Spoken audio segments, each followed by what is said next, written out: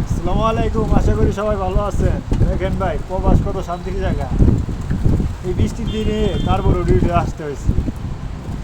আমি বলতে চাই, যারা প্রবাস আসতে চান, দেখেন পরিস্থিতি।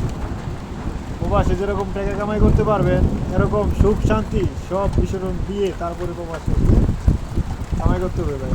বৃষ্টির একটা দিনে ভাই, বাড়ি ঘরে থাকলে হয়তো ডিউটিতে আসতাম না ভাই, কাজ কামে যাইতাম না ভাই। দেখেন কি পরিমাণ বৃষ্টি, আমি এখানে দাঁড়াইতে পারতেছি না ভাই, এত পরিমাণ বৃষ্টি।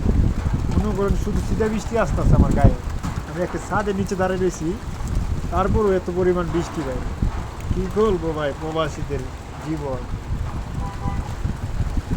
কিচ্ছু বলার নাই ভাই। প্রবাসী বাড়িতে গেলে ভাই প্রবাসী, প্রবাসীরা যে কীভাবে টাকা পয়সা কামাই করে, এটা আর কেউ দেখে না, এই বেদনাও কেউ বুঝে না।